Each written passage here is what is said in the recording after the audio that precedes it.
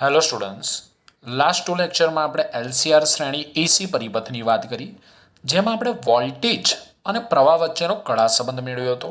અને આ કળા સંબંધ આપણે બે રીતે મેળવ્યો હતો. ફર્સ્ટ, ફેઝરની રીત, અને સેકન્ડ, એનાલિટિકલ સોલ્યુશન દ્વારા.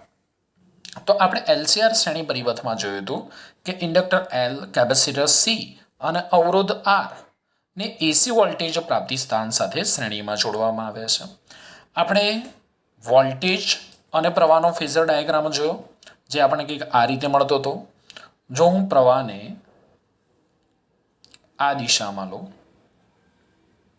અહીંયા, તો વીઆરનો ફેઝર આઈની દિશામાં મળે છે. વીઆર નો ફેઝર આઈની દિશામાં મળશે. વીએલ એ આઈ કરતા π/2 જેટલો આગળ હશે.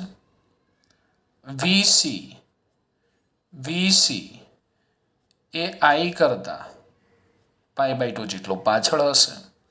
અને વીએલ અને વીસી વચ્ચે કળાનો તફાવત 180 ડિગ્રી થશે. આ ઉપરાંત આપણે ઇમ્પિડન્સ ડાયાગ્રામ પણ જોયો હતો. તો ઇમ્પિડન્સ ડાયાગ્રામને કંઈક આપણે આ પ્રમાણે દોરી શકીએ છીએ. હું અહીંયા આર લઉં, અહીંયા એક્સએલ લઉં. એક્સએલ એટલે થશે ઇન્ડક્ટિવ રિએક્ટન્સ. અહીંયા હું લઈ લઉં એક્સી. ઓકે, એક્સી એટલે થશે દોસ્તો કેપેસિટિવ રિએક્ટન્સ. આને આપણે ઇમ્પિડન્સ ડાયાગ્રામ કહીશું. આને આપણે વોલ્ટેજ અને પ્રવાહનો ફેઝર ડાયાગ્રામ કહીશું. હવે આમાં જો ફેઝરનો સરવાળો કરવામાં આવે તો આપણને નેટ વોલ્ટેજ મળે છે. અને આમાં જો ફેઝરનો સરવાળો કરવામાં આવે તો આપણને એમ્પિડન્સ મળે છે.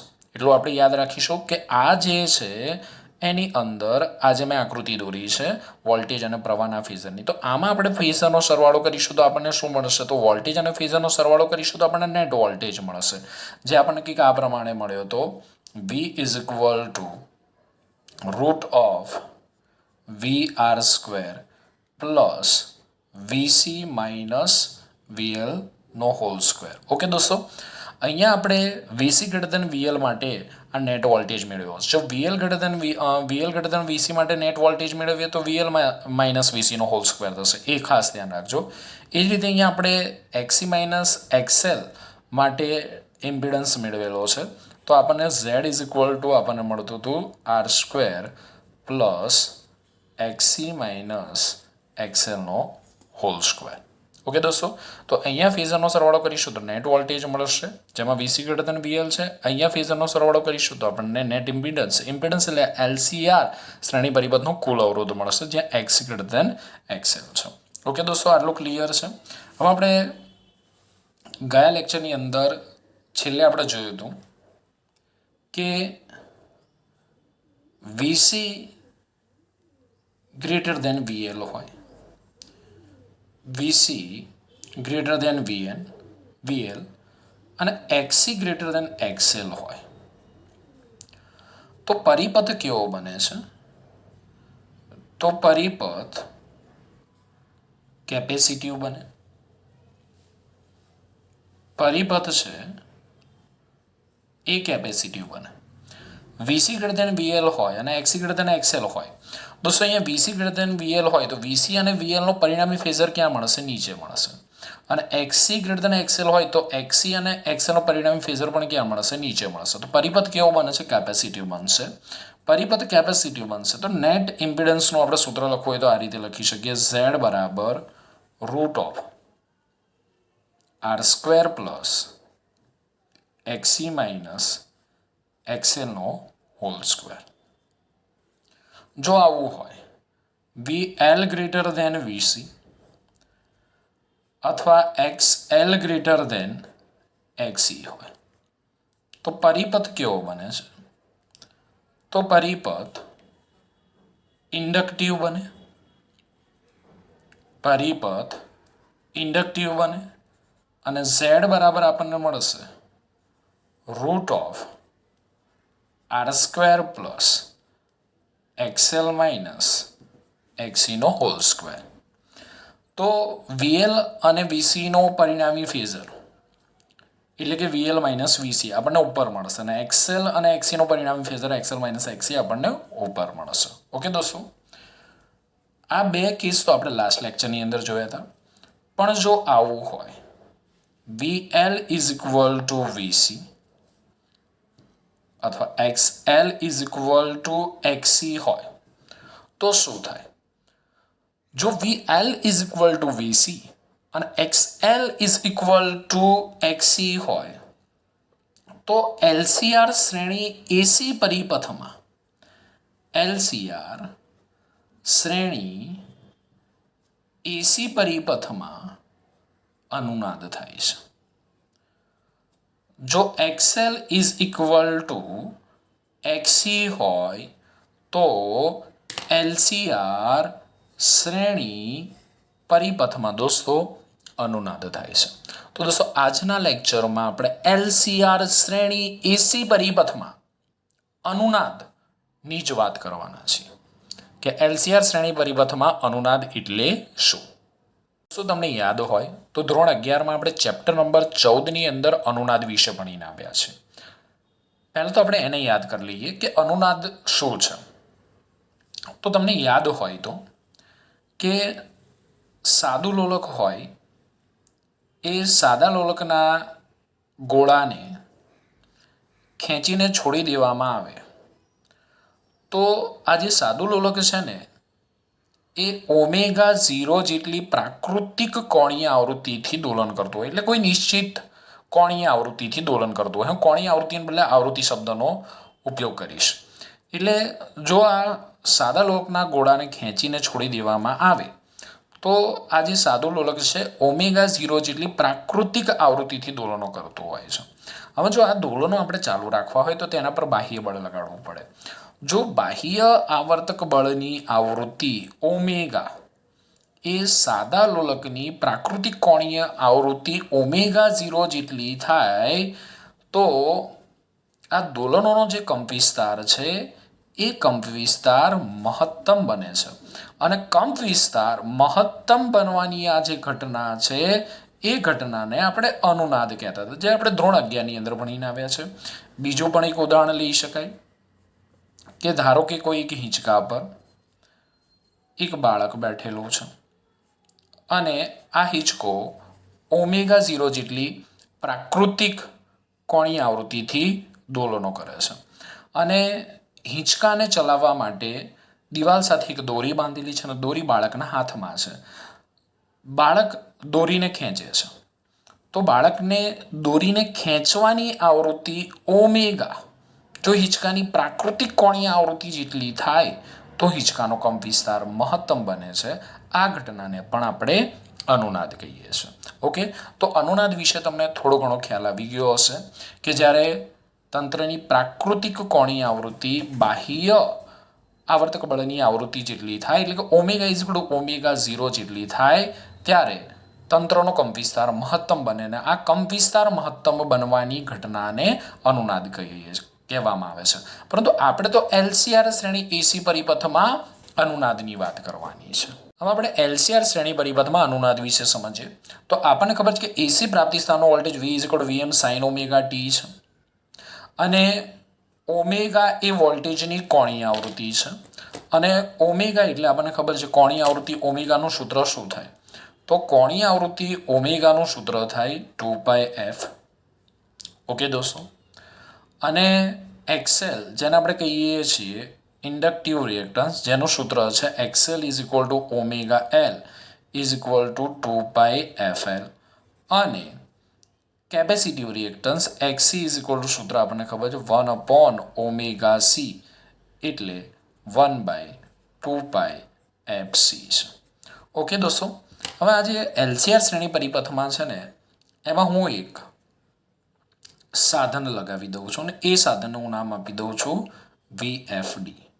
VFD એટલે શું તો variable frequency drive. Variable frequency drive છે જેની મદદથી આપણે આ એલસીઆર શ્રેણી પરિપથને લાગુ પાડેલ વોલ્ટેજની કોણીય આવૃત્તિ બદલી શકીએ છીએ.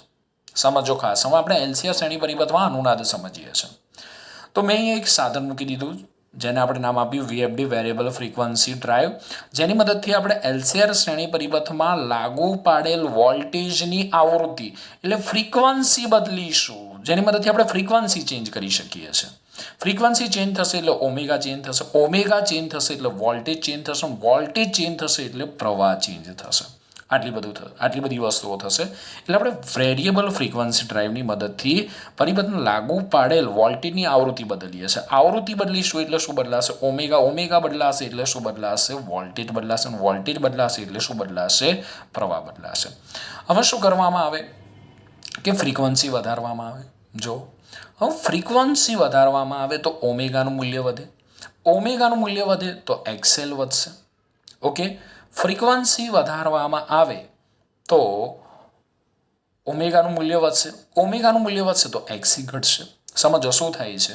વીએફડીની મદદથી જો ફ્રીક્વન્સી વધારવામાં આવે તો એક્સએલ વધે છે, એક્સી ઘટે છે. એક્સએલ વધે છે, એક્સી ઘટે છે. પરિપથ કેવો બનશે? ઇન્ડક્ટિવ બનશે. હવે જો એફનું મૂલ્ય ઘટાડવામાં આવે તો એફનું મૂલ્ય ઘટાડવામાં આવે તો એક્સએલ ઘટે, એક્સી વધે. તો પરિપથ કેવો બનશે? પરિપથ કેપેસિટિવ બને છે. પરંતુ ઓમેગાનું મૂલ્ય, એફનું મૂલ્ય કે ઓમેગાનું મૂલ્ય, ઓકે દોસ્તો, બંનેના સમીકરણ આપણે મેળવવાના છે. એફ અને ઓમેગા બંને ચાલશે. ઓમેગાનું કોઈ એક મૂલ્ય અથવા એફનું કોઈ એક મૂલ્ય એવું લેવામાં આવે કે જેથી એક્સએલ ને એક્સીના મૂલ્યો કેવા થાય? સમાન થાય. સમજો પહેલા આપણે શું કર્યું? ઓમેગાનું મૂલ્ય વધાર્યું, એક્સએલ વધતા હતા, એક્સી ઘટતા હતા. ઓમેગાનું મૂલ્ય ઘટાડ્યું, એક્સએલ ઘટતા હતા, એક્સી વધતા હતા. પરંતુ હવે ઓમેગાનું કોઈ એક એવું મૂલ્ય આપણે વીએફટીની મદદથી અહીંયા ઓમેગાનું મૂલ્ય બદલતા ગયા, ચેન્જ કરતા ગયા અને ઓમેગાનું એક મૂલ્ય આપણને એવું મળ્યું કે જેથી એક્સએલ ઇઝ ઇક્વલ ટુ શું થઈ ગયું? એક્સી થઈ ગયું. વીએફડીની મદદથી આપણે ઓમેગાનું મૂલ્ય બદલતા ઓમેગાનું એક મૂલ્ય એવું મળ્યું કે જેથી એક્સએલ બરાબર શું થઈ ગયું? એક્સી. તો જ્યારે એલસીઆર શ્રેણી પરિપથમાં એક્સએલ બરાબર એક્સી થાય એ ઘટનાને આપણે અનુનાદ તરીકે ઓળખીએ છીએ. અને જ્યારે અનુનાદ થાય ત્યારે પરિપથમાં શું થાય એ આપણે આજના લેક્ચરની અંદર સમજવાનું. જો તો સૌથી પહેલાં તો શું થશે? તો VL is equal two VC, VL is equal two VC. આ બંનેના મૂલ્યો સમાન. આ બંનેના મૂલ્યો સમાન, બંને એકબીજાની અસર શું કરશે? નાબૂદ કરશે. પરિણામે જે તરફ કરંટ હશે ને એ તરફ જ આપણને નેટ વોલ્ટેજ મળશે. સમજો દોસ્તો, હવે હું વાત કરી રહ્યો છું કે એલસીઆર શ્રેણી પરિપથમાં અનુનાદ થાય ત્યારે શું થાય? તો VL is equal two VC.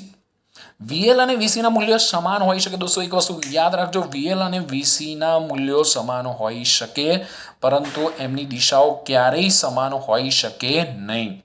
ખાસ ધ્યાન રાખજો.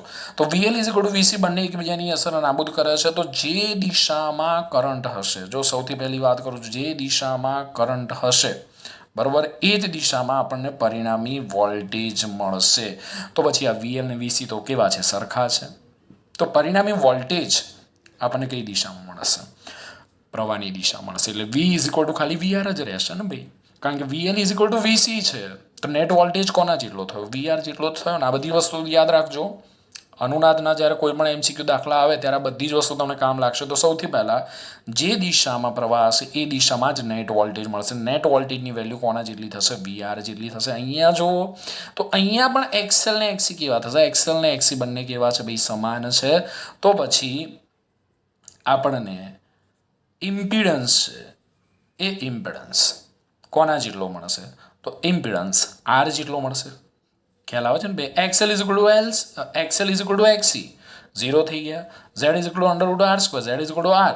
તો આપણને ઇમ્પિડન્સ કોના જેટલો મળશે? R જેટલો મળશે. હવે દોસ્તો અહીંયા ધ્યાન આપો, તમે અહીંયા જોઈ શકો છો કે પ્રવાહ અને વોલ્ટેજના ફેઝર બંને એક જ દિશામાં હોય છે. તો કયા પરિપથમાં પ્રવાહ અને વોલ્ટેજના ફેઝર એક જ દિશામાં હોય છે? તો આપણે પહેલી થિયરી ભણીને આવ્યા, માત્ર અવરોધ ધરાવતા પરિપથમાં પ્રવાહ અને વોલ્ટેજનો ફેઝર એક જ દિશામાં હોય છે. માત્ર અવરોધ ધરાવતા પરિપથમાં જ ઇમ્પિડન્સ R જેટલો થાય. તો જ્યારે અનુનાદ થાય, એલસીઆર શ્રેણી પરિપથમાં અનુનાદ થાય ત્યારે આપેલ એલસીઆર શ્રેણી પરિપથ માત્ર અવરોધ ધરાવતા પરિપથ તરીકે વર્તે છે. પહેલો મુદ્દો યાદ રાખજો કે જ્યારે એલસીઆર શ્રેણી પરિપથમાં અનુનાદ થાય ત્યારે એલસીઆર શ્રેણી પરિપથ શેના તરીકે વર્તે છે? તો અનુનાદની સ્થિતિમાં એલસીઆર શ્રેણી પરિપથ માત્ર અવરોધ ધરાવતા પરિપથ તરીકે વર્તે છે. ઓકે, શેના આધારે આપણે કહી શકાય? કારણ કે વોલ્ટેજનો ફેઝર પ્રવાહની દિશામાં છે. ઇમ્પિડન્સ ઝેડનું મૂલ્ય માત્ર અવરોધ આર ના મૂલ્ય જેટલું મળે છે, જેના આધારે આપણે કહી શકીએ કે એલસીઆર શ્રેણી પરિપથમાં અનુનાદ વખતે અથવા અનુનાદની સ્થિતિમાં પહેલો મુદ્દો દોસ્તો યાદ રાખજો, અનુનાદની સ્થિતિમાં એલસીઆર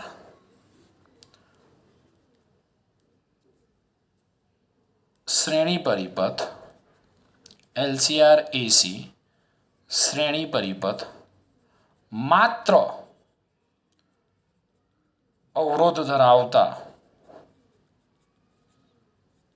પરિપથ તરીકે વર્તે છે.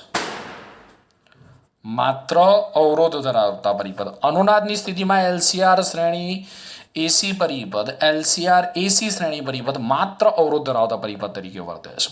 દોસ્તો અનુનાદ ક્યારે થવો છે સમજો આપણે કે વીએફડીની મદદથી આપણે ઓમેગાનું મૂલ્ય બદલીએ છીએ.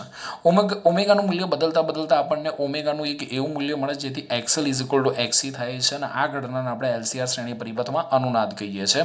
અને અનુનાદ વખતે આપણે જોયું કે પ્રવાહ અને વોલ્ટેજ સમાન કળામાં છે, ઇમ્પિડન્સનું મૂલ્ય આર જેટલું મળે છે, માટે એલસીઆર પરિપથ એ માત્ર અવરોધ ધરાવતા પરિપથ તરીકે વર્તે છે.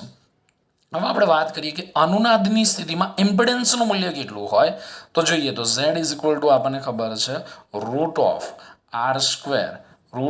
R square plus XC minus એક્સએલનો whole square. But here XC is equal to XL હું આની અંદર મૂકી દઉં તો મને મળશે Z is equal to R. તો અનુનાદની સ્થિતિમાં એલસીઆર શ્રેણી પરિપથનો ઇમ્પિડન્સ કેવો બને છે? તો ઇમ્પિડન્સ બને છે દોસ્તો યાદ રાખજો મિનિમમ. કેવો બને છે? મિનિમમ. અનુનાદની સ્થિતિમાં એલસીઆર શ્રેણી પરિપથનો ઇમ્પિડન્સ કેવો હોય? મિનિમમ હોય. કોના જેટલો હોય? અવરોધ આર જેટલો હોય છે.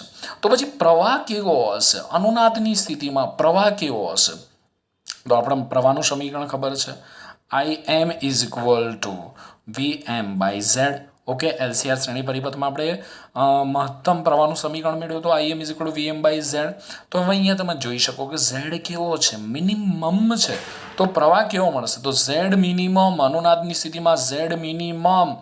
તો પ્રવાહ આપણને કેવો મળશે? પ્રવાહ આપણને મળશે maximum. I max V M by ઝેડની જગ્યાએ હું આર લખી શકું છું. ઓકે દોસ્તો, તો યાદ રાખજો કે અનુનાદની સ્થિતિમાં એલસીઆર શ્રેણી પરિપથ શેના તરીકે વર્તે છે? માત્ર અવરોધ ધરાવતા પરિપથ તરીકે વર્તે છે. ઇમ્પિડન્સનું મૂલ્ય કેટલું મળે છે? તો ઇમ્પિડન્સનું મૂલ્ય ન્યૂનતમ મળે છે. કોના જેટલું મળે છે? અવરોધ આર જેટલું મળે છે. પ્રવાહ કેવો મળે છે? પ્રવાહ મેક્સિમમ મળે છે. કોના જેટલો મળે છે? વીએમ બાય આર જેટલો મળે છે. હવે દોસ્તો આપણે વાત કરીએ કળા તફાવતની. વાત કરીએ કે અનુનાદની સ્થિતિમાં કળા તફાવત કેટલો હોય તો કળા તફાવતનું સૂત્ર આપણને યાદ હોવું જોઈએ. કળા તફાવત આપણને ખબર tan phi is equal to XC minus XL. tan phi is equal to XC minus XL by R. But XC is equal to XL XC is equal to XL માટે XC minus XL 0 by R. તો tan phi is equal to 0. તો phi is equal to 0. અહીંથી પણ તમને ખબર પડી જાય કયા પરિપથમાં માત્ર કળા તફાવત 0 હોય છે, માત્ર અવરોધ ધરાવતા પરિપથમાં કળા તફાવત કેવો હોય છે? 0 હોય છે. તો દોસ્તો ખબર પડી ગઈ કે અનુનાદની સ્થિતિમાં એલસીઆર શ્રેણી પરિપથ માત્ર અવરોધ ધરાવતા પરિપથ તરીકે વર્તે. ઝેડ કેવો? મિનિમમ. પ્રવાહ કેવો? મહત્તમ. કળા તફાવત કેવો થયો? 0 થયો. દોસ્તો હવે આપણે વાત કરીએ કે ઓમેગાના કયા મૂલ્ય માટે એક્સી અને એક્સએલ બંને સમાન થાય છે? સમજો દોસ્તો પાંચમી વસ્તુ, અનુનાદની સ્થિતિમાં એક્સએલ ઇઝ ઇક્વલ ટુ એક્સી આપણે ધારી લઈએ કે ઓમેગાના કોઈ એક મૂલ્ય ઓમેગા 0 માટે એક્સએલ ઇઝ ઇક્વલ ટુ એક્સી થાય છે. તો એક્સએલની જગ્યાએ હું અહીંયા લખીશ ઓમેગા 0 એલ. એક્સીની જગ્યાએ લખીશ 1 બાય ઓમેગા 0 સી. ઓકે, હું આને આ રીતે લખી શકું omega 0 square is equal to 1 by L C. Omega 0 is equal to થશે 1 by under root L C. Omega 0 ને કહેવામાં આવે છે અનુનાદીય કોણીય આવૃત્તિ. દોસ્તો યાદ રાખજો, ઓમેગા 0 ને કહેવામાં આવે છે અનુનાદીય કોણીય આવૃત્તિ. દોસ્તો તો આ અનુનાદ માટેની કોણીય આવૃત્તિ ઓમેગા 0 નું સૂત્ર થયું omega 0 is equal two 1/√LC. Omega 0 ની જગ્યાએ આપણે લઈ લઈએ 2πf0 is equal two 1/√LC. તો f0 ઇઝ ઇક્વલ ટુ થશે 1/2π, જેને આપણે કહીશું અનુનાદ આવૃત્તિ. f0 ને આપણે કહીશું અનુનાદ આવૃત્તિ. તો દોસ્તો આટલી વસ્તુ તમારે ધ્યાનમાં રાખવાની છે. ઓકે, કઈ 5 વસ્તુઓ? અનુનાદની સ્થિતિમાં પરિપથ માત્ર અવરોધો ધરાવતા પરિપથ તરીકે વર્તે છે. સેકન્ડ, ઇમ્પિડન્સનું મૂલ્ય ન્યૂનતમ, અવરોધ R જેટલું, પ્રવાહનું મૂલ્ય મહત્તમ, Vm/R જેટલું, કડા તફાવત 0, અનુનાદીય કોણીય આવૃત્તિ omega 0 is equal two 1/√LC અને અનુનાદ આવૃત્તિ f0 is equal two 1/2π√LC જેટલી હોય છે. ઓકે દોસ્તો, સ્ક્રીનશોટ લઈ લો, પછી આપણે અહીંથી આગળ જઈએ. ફર્સ્ટ,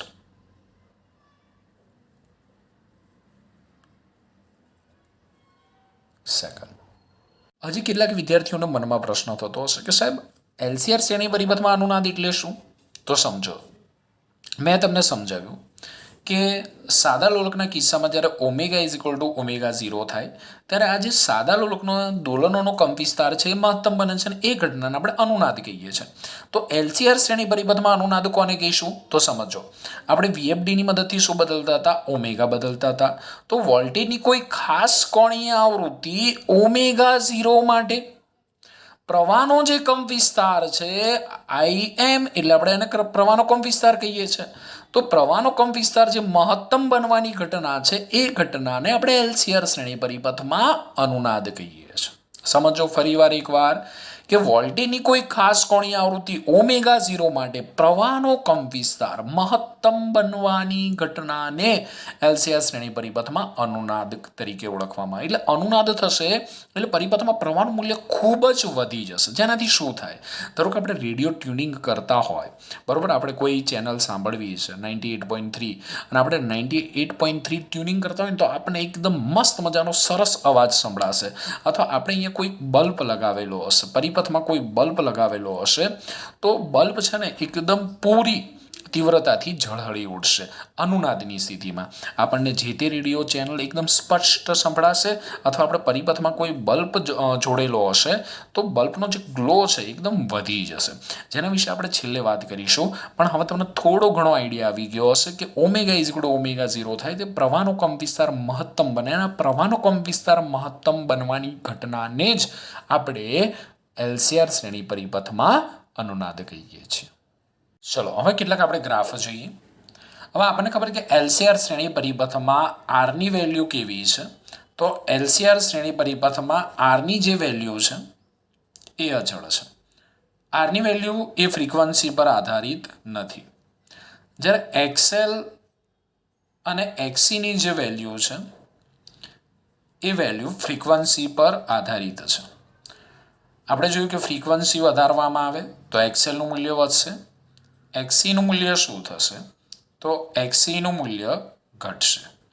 પરંતુ જો ફ્રીક્વન્સી ઘટાડવામાં આવે તો XLનું મૂલ્ય ઘટશે, XCનું મૂલ્ય વધશે. એટલે XL અને XC એ ફ્રીક્વન્સી પર આધારિત છે, પરંતુ R એ ફ્રીક્વન્સી પર આધારિત નથી. એનું મૂલ્ય કેવું છે? અચળ છે. હા દોસ્તો, સૌથી પહેલાં આપણે R વિરુદ્ધ Fનો ગ્રાફ દોરીએ. R વિરુદ્ધ Fનો આલેખ. ઓકે દોસ્તો,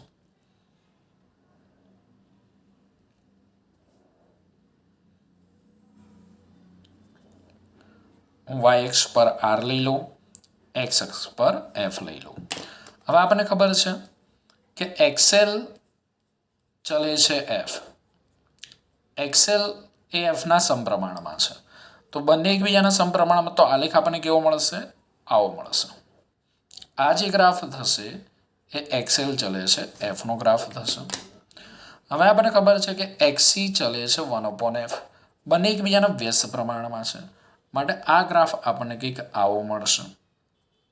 XC ચાલે છે 1/f અને જ્યાં બંને એકબીજાને છેદે છે એક્સેલ અને XCના ગ્રાફ જ્યાં બંને એકબીજાને છેદે છે તે એક્સેલ અને XCના મૂલ્યો કેવા મળશે તો આપણને એક્સેલ અને XCના મૂલ્યો કેવા મળશે સમાન અને આના માટે આ બિંદુ માટે આપણને જે ફ્રીક્વન્સી મળશે એ ફ્રીક્વન્સી આપણને અનુનાદીય આવૃત્તિ F0 મળશે એટલે કે F=F0 હશે ત્યારે એક્સેલ અને XCના મૂલ્યો કેવા થશે સમાન એટલે કે F0ના આ મૂલ્ય માટે અથવા ફ્રીક્વન્સીના આ મૂલ્ય માટે એક્સેલ અને XCના મૂલ્યો સમાન થશે હવે R કેવા છે કોન્સ્ટન્ટ છે તો પછી આરનો જે આલેખ છે એ તમને આમાંથી પસાર થતી રેખા પણ મળે અથવા આનાથી ઉપર પણ મળે અથવા આનાથી નીચે પણ મળે ગમે ત્યાં તમે આરના મૂલ્યો પર ડિપેન્ડ કરે છે આર કેવા છે તો અચળ છે તો આપણને કંઈક આ રીતનો ગ્રાફ મળશે ઓકે દોસ્તો ક્લિયર છે એક્સેલ અને XCના આલેખ જે બિંદુએ છેદે છે ત્યાં આપણને કઈ આવૃત્તિ મળશે અનુનાદી આવૃત્તિ મળશે હવે આપણે બીજો ગ્રાફ લઈએ ઇમ્પિડન્સ વિરુદ્ધ એફનો ગ્રાફ ઝેડ વિરુદ્ધ એફનો આલેખ લઈએ આપણે ઝેડ વિરુદ્ધ એફનો આલેખ ઓકે દોસ્તો ધ્યાન આપજો આલેખની અંદર તો આપણે વાય અક્ષ પર ઝેડ લઈ લઈએ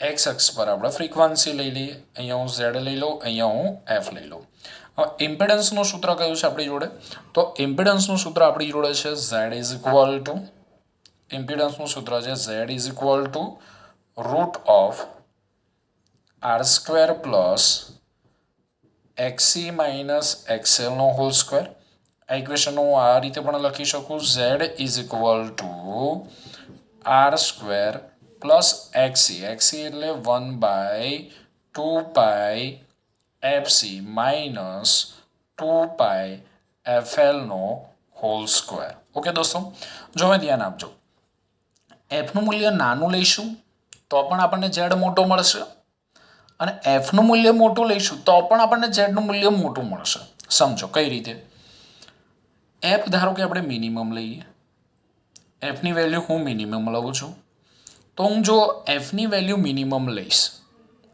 અહીંયા ધ્યાન આપજો એફની વેલ્યુ જો નાની લેવામાં આવે તો એક્સએલનું મૂલ્ય નાનું મળશે XCનું મૂલ્ય મોટું મળશે તો એક્સએલનું મૂલ્ય નાનું મળશે અને XCનું મૂલ્ય મોટું મળશે એટલે કે 2πFL નાના મળશે 1/2πFC આપણને કેવા મળશે મોટા ધારો કે 2πFL આપણને 1 મળે છે અને 1/2πFC બરાબર આપણને ધારો કે 1000 મળે તો આ બંનેનો તફાવત આપણને મોટો મળશે એનો વર્ગ કરીએ એમાં આરને ઉમેરીએ તો સ્વાભાવિક છે ઝેડ આપણને કેવો મળશે તો ઝેડ આપણને મોટો જ મળશે એટલે એફ મિનિમમ હશે તો ઝેડ આપણને મેક્સિમમ મળશે હવે આપણે એફનું મૂલ્ય મોટું લઈએ એફ મેક્સિમમ લઈએ તો એક્સ મેક્સિમમ લઈશું તો આ જ થશે કે એક્સએલનું મૂલ્ય વધી જશે XCનું મૂલ્ય ઘટી જશે તફાવત મોટો મળશે એમાં આરને ઉમેરીશું તો આપણને ઝેડ કેવો મળશે ઝેડનું મૂલ્ય મેક્સિમમ મળશે તો આપણે જોયું કે એફનું મૂલ્ય મિનિમમ લેવામાં આવે એફનું મૂલ્ય અહીંયા નાનું લઉં હું અહીંયા બરાબર તો ઝેડ તો કેવો મળે છે મને મેક્સિમમ મળે છે એફનું મૂલ્ય મોટું લેવામાં આવે તો પણ મને ઝેડનું મૂલ્ય કેવું મળે છે મોટું મળે છે તો એફના કોઈ એક મૂલ્ય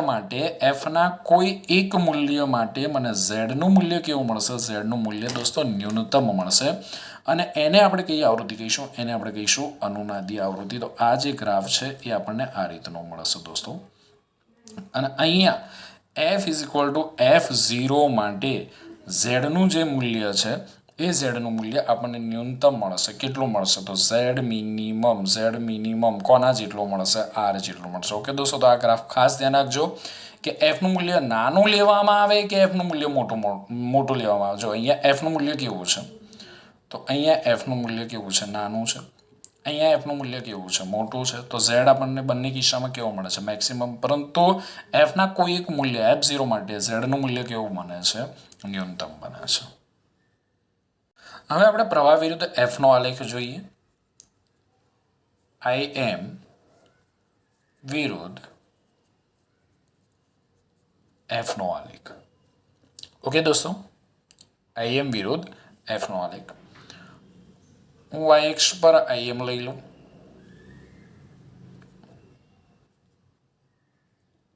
અહીંયા આપણે f લઈ લઈએ હવે આપણી જોડે IM નું સૂત્ર શું છે તો IM નું સૂત્ર છે IM = VM/Z થશે ઓકે દોસ્તો હવે આપણે આંકડાના આલેખની અંદર જોયું કે ફ્રીક્વન્સી જો મેક્સ હોય, ફ્રીક્વન્સી મેક્સ, તો ઝેડ મિનિમમ ઝેડ પણ મેક્સ. પહેલાં એફ મિનિમમ લઈ લઈએ. F minimum Z max. Z max તો આઈએમ કેવા મળશે? મિનિમમ મળશે. હવે એફ આપણે મેક્સિમમ લીધું તો પણ ઝેડની વેલ્યુ મેક્સિમમ મળતી હતી, તો આઈ એમ આપણને કેવા મળશે? મિનિમમ મળશે. તો સમજો એફ મિનિમમ પ્રવાહ મિનિમમ, એફ મેક્સિમમ પ્રવાહ મિનિમમ.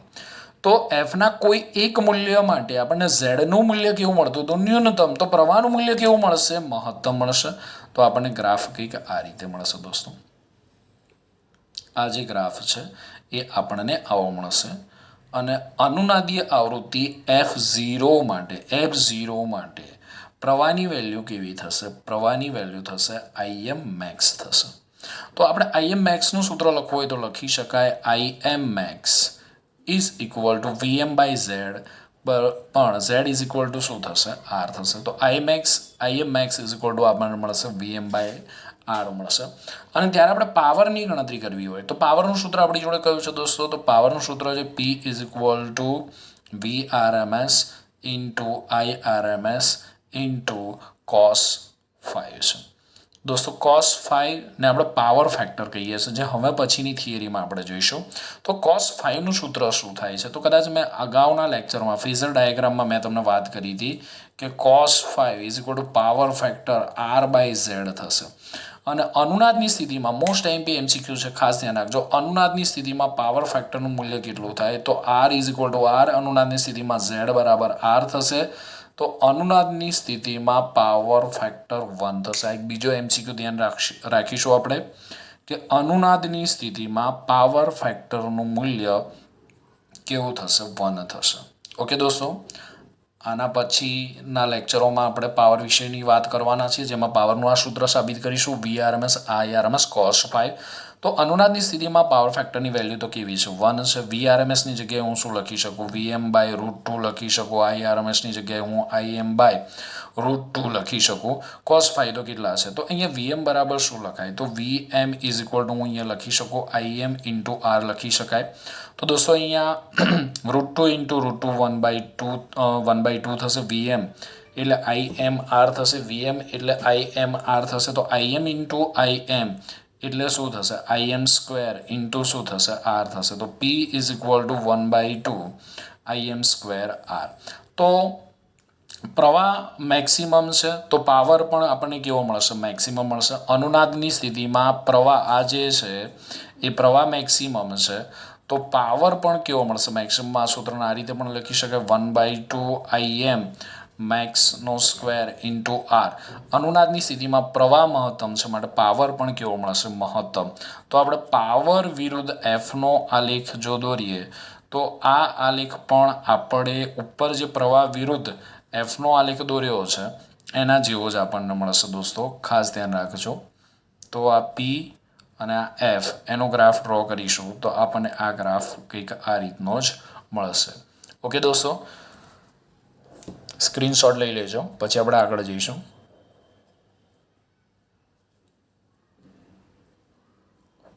ફર્સ્ટ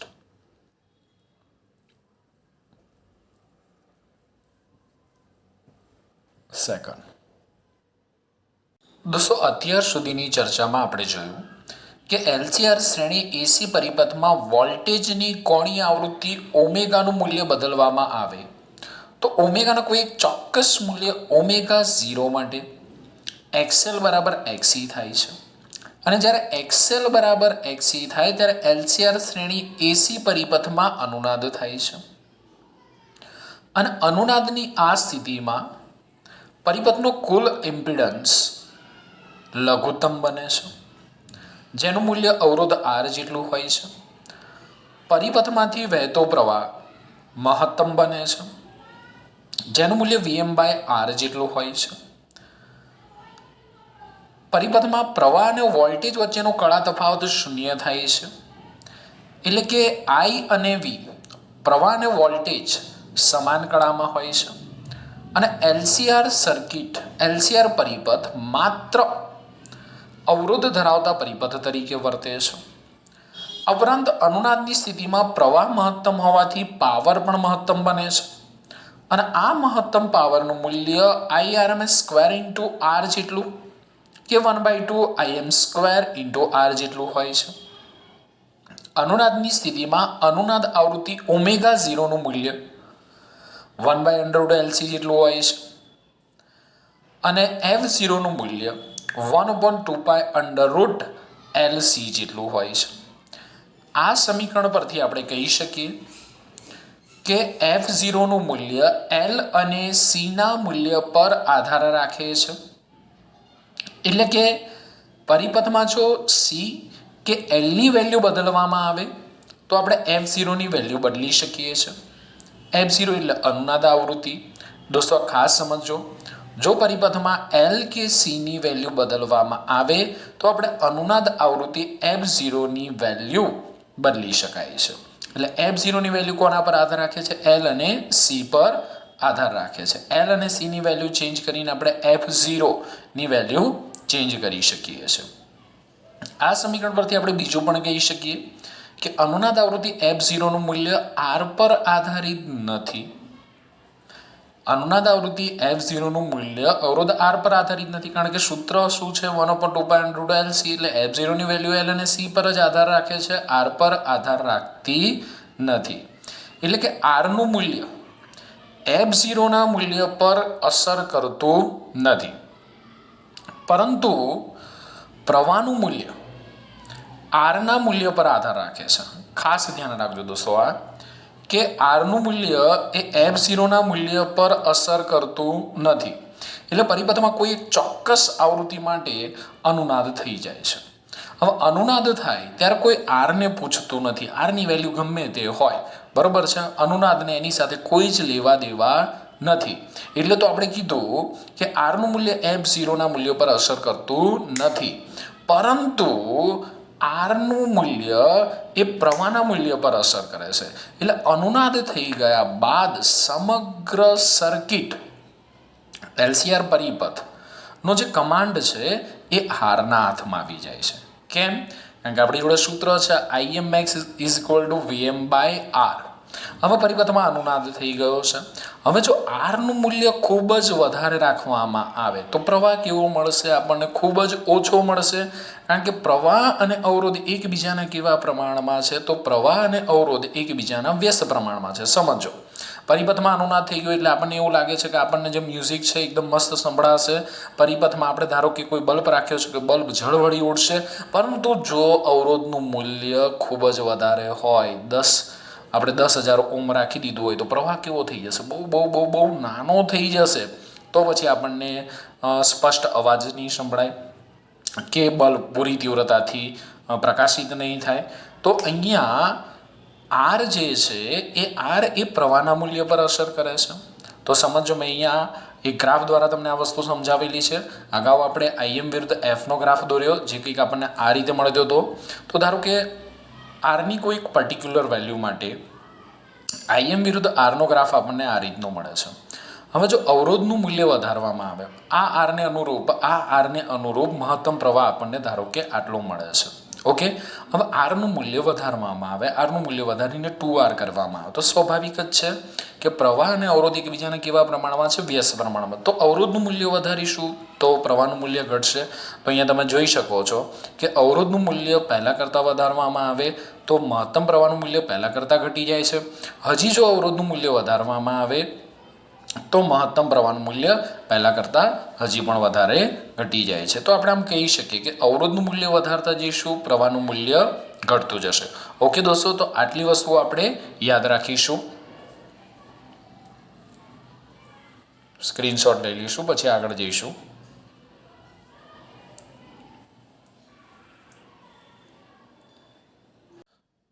અત્યારે આપણને ખબર છે કે ઘણા બધા રેડિયો સ્ટેશનો છે, જેમ કે 91.9 FM, પછી 93.5 FM, પછી 94.3 FM, 95 FM, 98.3, FM.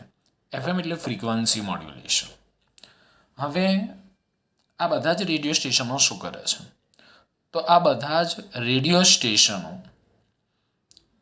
અવકાશની અંદર એટલે કે વાતાવરણમાં વિદ્યુત ચુંબકીય તરંગોને પ્રસારિત કરે છે. ઉદાહરણ તરીકે 98.3 એટલે આપણને ખબર છે રેડિયો મિર્ચી. તો રેડિયો મિર્ચી એ 98.3 મેગાહર્ટ્ઝ આવૃત્તિવાળા વિદ્યુત ચુંબકીય તરંગોને અવકાશમાં પ્રસારિત કરે છે. 94.3 દિલ છે.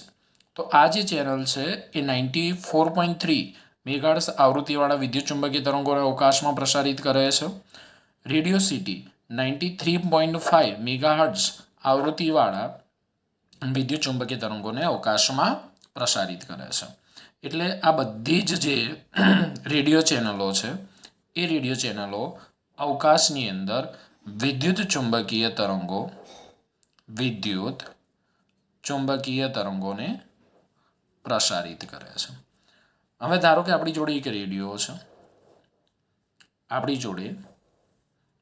રેડિયો છે, એ રેડિયોની અંદર કઈ સર્કિટ હશે? તો એ રેડિયોની અંદર LCR સર્કિટ હશે. અહીંયા આપણે લઈ લઈએ LCR. આ રેડિયોની અંદર LCR સર્કિટ હશે. ઓકે, આ રહ્યું રેડિયોનું એન્ટેના. આ એન્ટેના શું કરે છે? આપણે ટીવીનું એન્ટેના કે રેડિયોનું એન્ટેના, આ બધા જ વિદ્યુત ચુંબકીય તરંગોને મેળવે છે. એટલે બધા જ સિગ્નલો મેળવે છે. રેડિયોનું જે એન્ટેના છે એ એન્ટેના બધા જ સિગ્નલો મેળવે છે. એટલે આ એન્ટેના પર 93.5 મેગાહર્ટ્ઝ, 94.3 મેગાહર્ટ્ઝ, 95 મેગાહર્ટ્ઝ, 98.3 મેગાહર્ટ્ઝ બધી જ આવૃત્તિવાળા વિદ્યુત ચુંબકીય તરંગો અહીંયા હાજર છે. હવે આપણે શું કરીએ છીએ? તો આપણે આપણી કોઈક મનપસંદ ચેનલ સાંભળવી છે. તો આપણે આપણી મનપસંદ ચેનલ સાંભળવી હોય તો શું કરીશું? રેડિયોને આપણે ટ્યુન કરીશું. એટલે રેડિયોને ટ્યુન કરવા માટે આપણે શું કરીશું? તો રેડિયોનું જે નોબ હશે એ નોબને શું કરવામાં આવે છે? ફેરવવામાં આવે છે. એટલે સૌથી પહેલાં આપણે શું કરીશું કે રેડિયોના નોબને ફેરવવામાં આવે છે, ટ્યુન કરવામાં આવે છે. હું અહીંયા એવું લખું છું, ફેરવવામાં આવે છે. અહીંયા તમે એવું પણ લખી શકો છો કે રેડિયોને ટ્યુન કરવામાં આવે છે. રેડિયોને ટ્યુન કરવામાં આવે છે. ઓકે દોસ્તો, હવે આપણે શું કરીશું કે રેડિયોની જે ટ્યુનિંગ પ્રક્રિયા છે આ ટ્યુનિંગ પ્રક્રિયામાં આપણે જે LCR પરિપથ છે એમાં Cની વેલ્યુ ચેન્જ કરવામાં આવે છે. રેડિયોને જ્યારે ટ્યુન કરીએ છીએ એટલે જ્યારે નોબ ફેરવીએ છીએ ત્યારે આપણે કોની વેલ્યુ ચેન્જ કરીએ છીએ? Cની વેલ્યુ ચેન્જ કરવામાં આવે છે. એટલે કે રેડિયોની ટ્યુનિંગમાં આપણે પરિપથમાંના કેપેસિટરના કેપેસિટન્સનું મૂલ્ય ચેન્જ કરીએ છીએ. એટલે કે Cની વેલ્યુ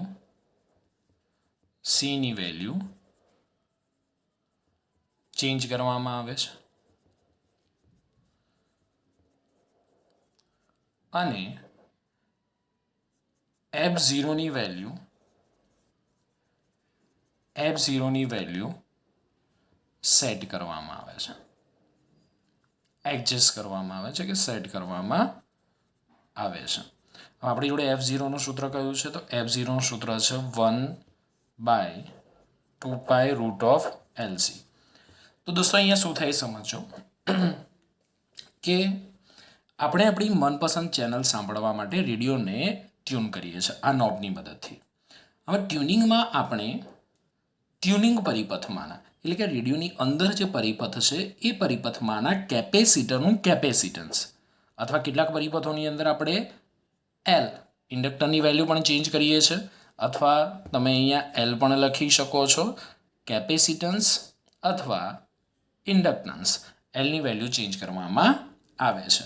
તો ટ્યુનિંગ પરિપથમાંના કેપેસિટરનું કેપેસિટન્સ એવી રીતે બદલવામાં આવે છે કે જેથી પરિપથની અનુનાદીય આવૃત્તિનું મૂલ્ય એ એન્ટેનાએ મેળવેલ નિશ્ચિત સ્ટેશનના રેડિયો સિગ્નલની આવૃત્તિની લગભગ બરાબર હોય. સમજો.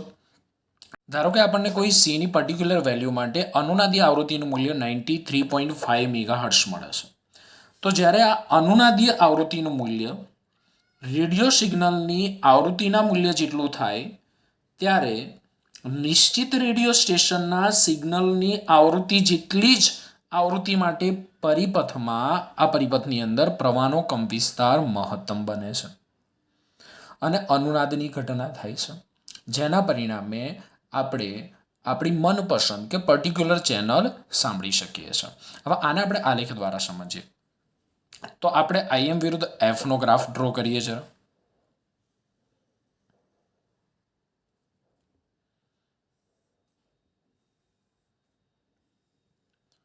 અહીંયા આપણે ફ્રીક્વન્સી લઈ લઈએ, અહીંયા આપણે IM લઈ લઈએ. હવે શું થાય છે, તો અનુનાદી આવૃત્તિનું મૂલ્ય જ્યારે રેડિયો સ્ટેશનની આવૃત્તિના મૂલ્ય જેટલું થાય ત્યારે મેં તમને કીધું કે પરિપથમાં અનુનાદ થાય છે. જ્યારે અનુનાદ થશે ત્યારે પરિપથની અંદર કંપવિસ્તાર કેવો બને છે? મહત્તમ બને છે.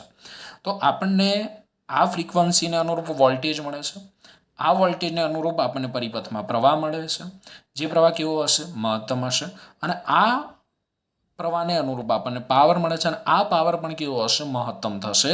જેના પરિણામે આપણે આપણું મનપસંદ મ્યુઝિક એકદમ સ્પષ્ટ રીતે શું કરી શકીએ છીએ? સાંભળી શકીએ છીએ.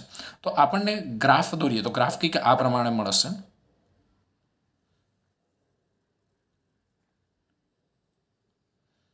આ જે ગ્રાફ છે એ ગ્રાફ આ પ્રમાણે મળશે અને અહીંયા અનુનાદી આવૃત્તિનું મૂલ્ય કેટલું છે?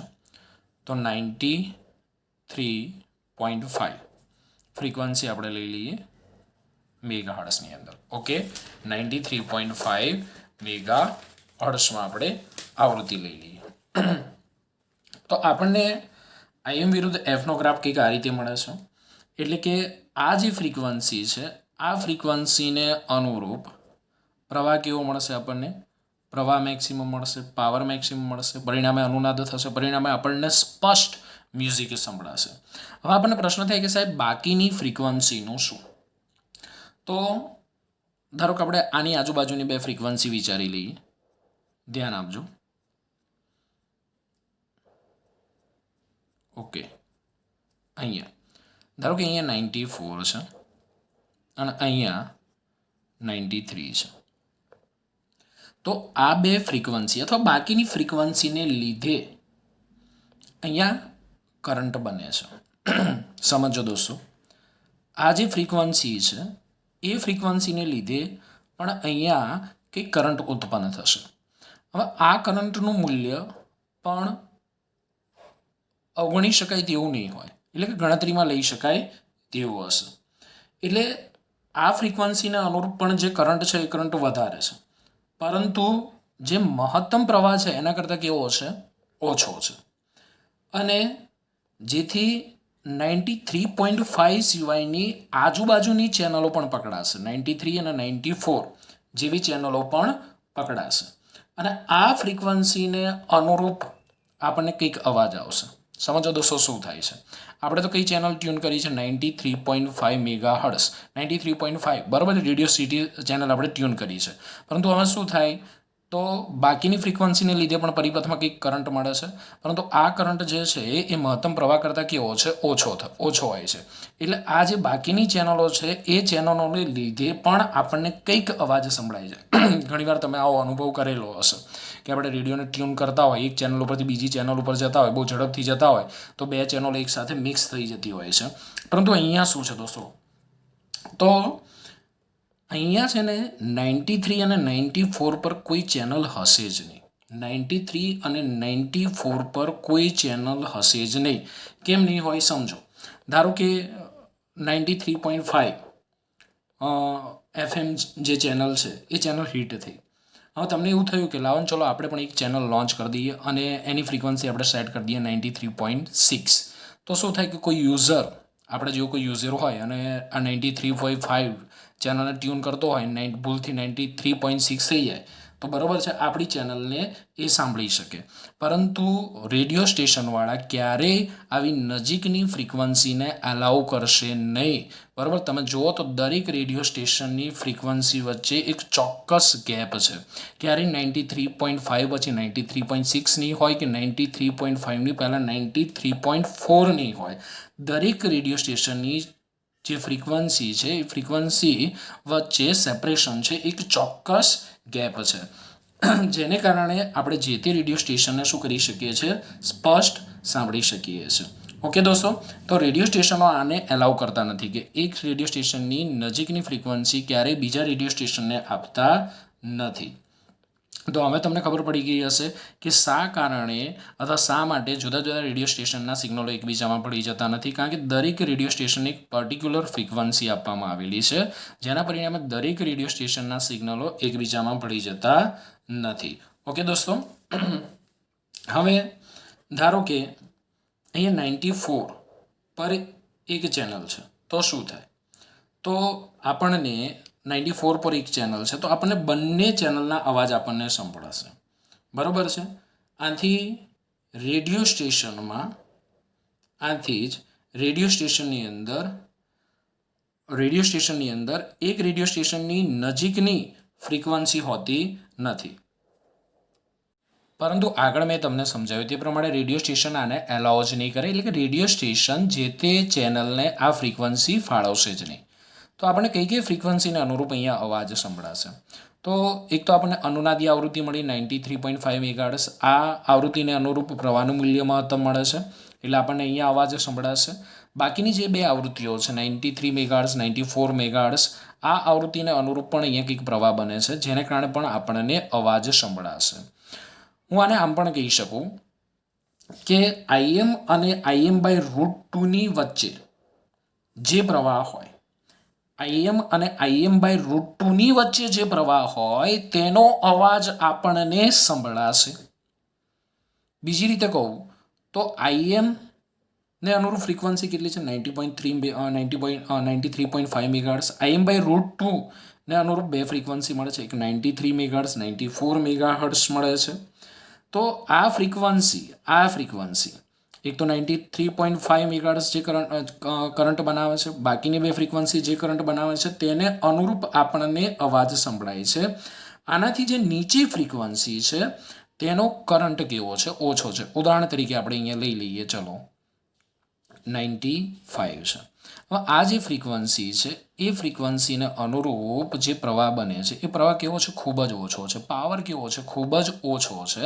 આથી આપણને અવાજ સંભળાશે નહીં.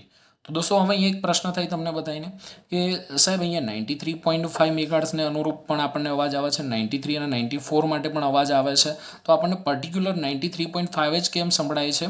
તો રેડિયોની અંદર એક ફિલ્ટર પરિપથ હોય છે જે બાકીની ફ્રિકવન્સીને શું કરી નાખે છે? ફિલ્ટર કરી નાખે છે, અથવા વોઇસને ફિલ્ટર કરી નાખે છે. એટલે આપણને પર્ટિક્યુલર આ જ ચેનલનો અવાજ સંભળાય છે, જે આપણે ભણીશું આગળના ચેપ્ટરની અંદર ફિલ્ટર પરિપથો વિશે. ઓકે દોસ્તો, હવે તમે શું કરો છો? રેડિયોને ટ્યુન કરો છો. હવે તમે આગળ જઈ રહ્યા છો 93.5 પરથી હવે તમે જઈ રહ્યા છો 94.3. તો જેવું તમે અનુનાદીય આવૃત્તિનું મૂલ્ય 94.3 કરશો, 94.3 સમજો અહીંયા, ધારો કે 94.3 અહીંયા કંઈક મળે છે, 94.3 અહીંયા મળશે. એટલે જેવું તમે સીની વેલ્યુ ચેન્જ કરો છો, સીની વેલ્યુ ચેન્જ કરીને F0નું વેલ્યુ કેટલી સેટ કરો છો? F0ની વેલ્યુ સેટ કરો છો 94.3 મેગાહર્ટ્ઝ. એટલે તમને પરિપથમાં શું જોવા મળશે? અનુનાદ જોવા મળશે, અને ગ્રાફ કંઈક આવો મળશે. આ રીતનો ગ્રાફ જોવા મળશે. ઓકે દોસ્તો, તો હવે શું થશે કે આ ફ્રિકવન્સી માટે અનુનાદ થશે. એટલે આને અનુરૂપ તમને પ્રવાહનું મૂલ્ય કેવું મળશે? મહત્તમ. એટલે તમને પર્ટિક્યુલર આ સ્ટેશન સંભળાશે. હવે તમે જુઓ તો 93.5 બરાબર છે. આ આવૃત્તિને અનુરૂપ પ્રવાહનું મૂલ્ય કેવું થઈ ગયું? બહુ જ ઓછું. એટલે આને અનુરૂપ અવાજ સંભળાશે નહીં.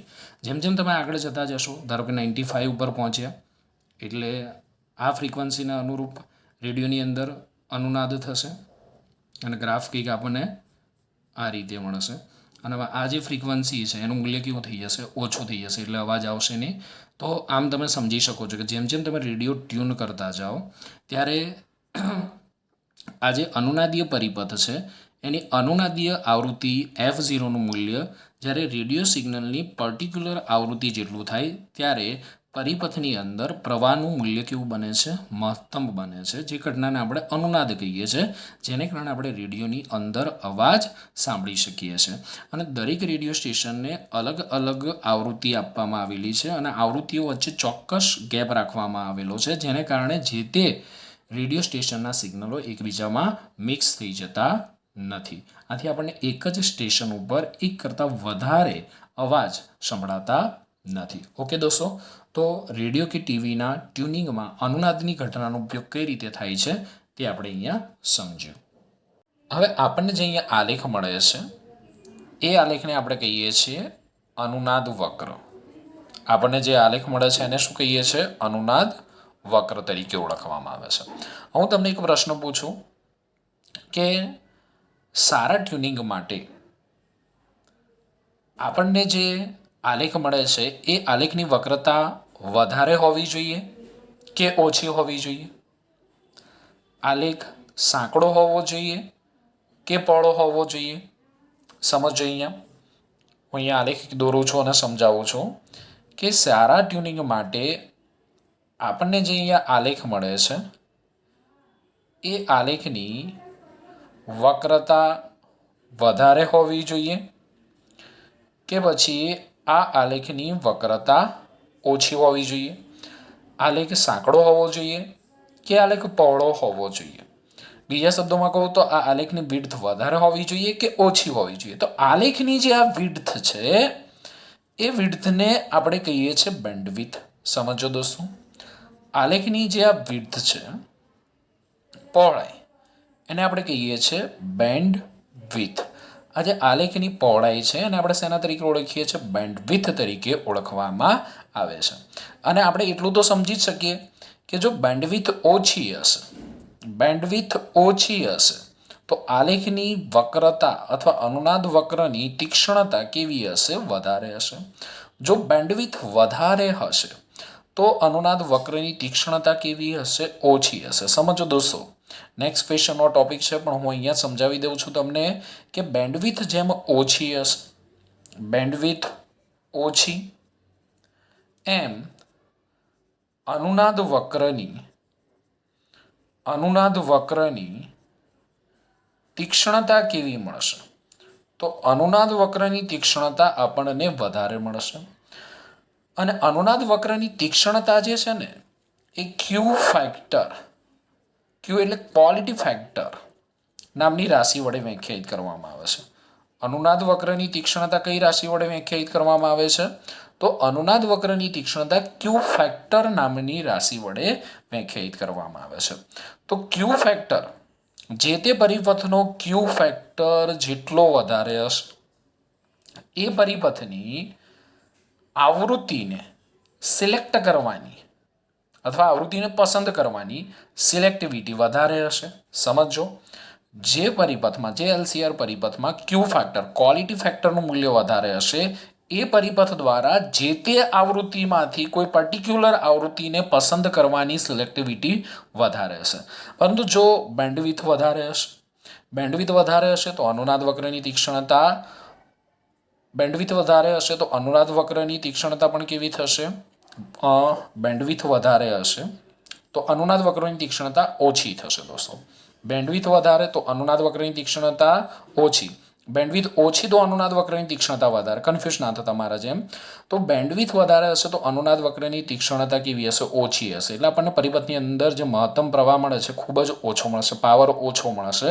પરિણામે ક્વોલિટી ફેક્ટરનું મૂલ્ય ઓછું મળશે. ક્વોલિટી ફેક્ટરનું મૂલ્ય ઓછું મળશે તો પરિપથ દ્વારા જે તે આવૃત્તિને પસંદ કરવાની સિલેક્ટિવિટી કેવી હશે? ઓછી હશે. દોસ્તો, તો આ નેક્સ્ટ ક્વેશ્ચનનો એક ટોપિક છે પણ મેં જોડે જોડે સમજાવી દીધો કે આપણને જે આલેખ મળે છે એને આપણે અનુનાદ વક્ર કહીએ છીએ અને અનુનાદ વક્રની તીક્ષ્ણતા આપણે ક્યુ ફેક્ટર નામની રાશિ વડે વ્યાખ્યાયિત કરીએ છીએ. ઓકે દોસ્તો, તો નેક્સ્ટ લેક્ચરની અંદર આપણે વાત કરીશું કે ક્યુ ફેક્ટર એ પરિપથના કયા કયા ઘટકોના મૂલ્ય પર આધાર રાખે છે.